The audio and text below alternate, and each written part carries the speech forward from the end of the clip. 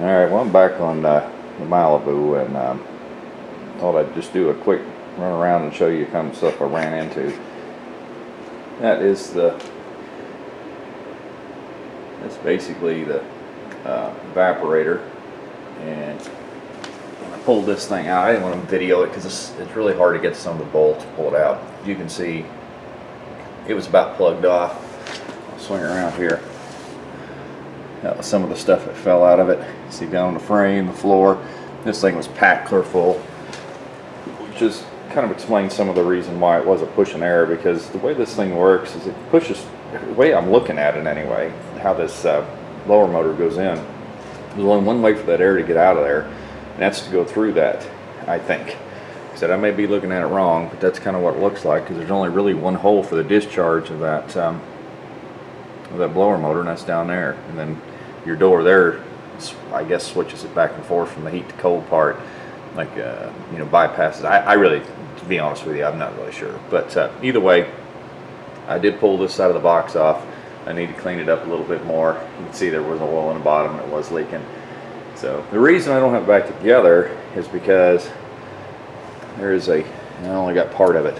There's actually a foam piece, slides in like here, goes around this. Obviously it's supposed to go completely around, and that is petrified and broke. And then there's one that goes around the bottom, which isn't that big of a deal.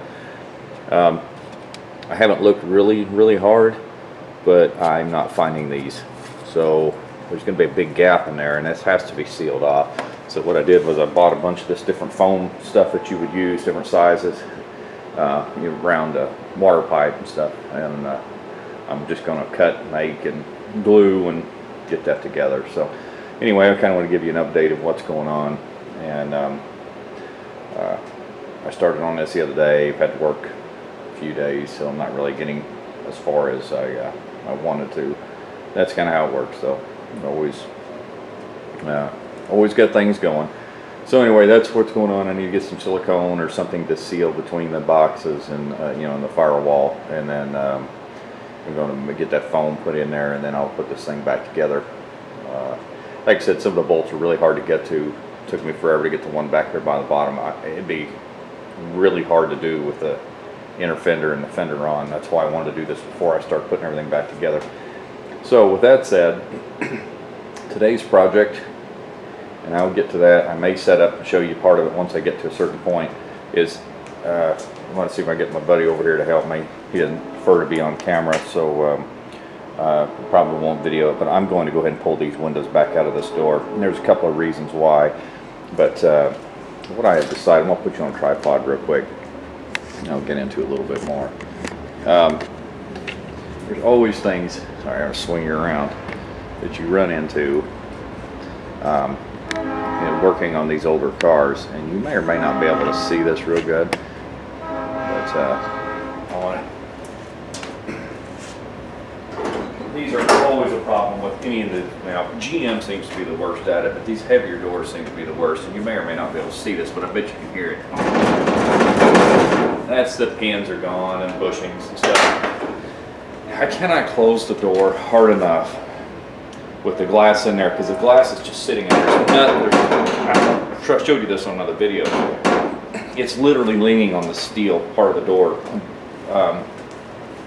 Because I should have took the door or the glass out. I was just figuring I was going to get stuck having to do this myself, and there's just no way that I'm going to be able to do what I need to do with that door or that glass rattling around without me breaking it or what. And I can't just keep throwing money at it for stupid things like breaking glass. So I'm going to pull the windows out, and what that's going to allow me to do is I'm actually then going to remove the doors on both sides, and I'm going to set them up on a bench laying down, and I should be able to do more of the stripping and body work easier with the doors laying flat, where I can actually get to them instead of trying to do it while it's on the car. Once it's stripped, and I can actually, even if I can get a majority of the, because they're not dented up. I do have a dent. You may not. I can't tell what you're looking at here. Yeah, you can kind of see. I know there's a dent here, because I can actually see the paint's cracked out here. So I know there's a dent here. And I told you I have to pull these. I got to grind those off. Don't try to pull them out with a pair of pliers or stick like a hammer underneath here and pull it, because it will actually leave holes in the steel. You got to weld up, and then you have to grind it down anyway. So just grind them off to begin with and save yourself some time. Ran into this on another car just like this and had the trim. Anyway, what I'm getting at though is I think if I could lay them down on the side, get it done, put the new pins, bushings and stuff in, and then put them back on the car and do my adjustment there once the car, or, once the doors are already prepped, I think that will save me a tremendous amount of headache and time, and at least on that part of it. So that is going to be the plan. I'm just going to go ahead and pull the doors. It'll also make it easier to get the interior out, and so anyway, that's what's going on. So that's where I'm at, and I'll probably turn you back on when I go to pull the door. I'll kind of give you some what I have found. I'm not going to give you a bunch of ins and outs stuff that I've ran into. It's stuff that I have done, or what I believe should you should watch for or not do, and then we'll just kind of give you my ideas and reasons of why I'm going to do what I'm going to do. And so anyway, we'll get off here. I'll see you here in a little bit.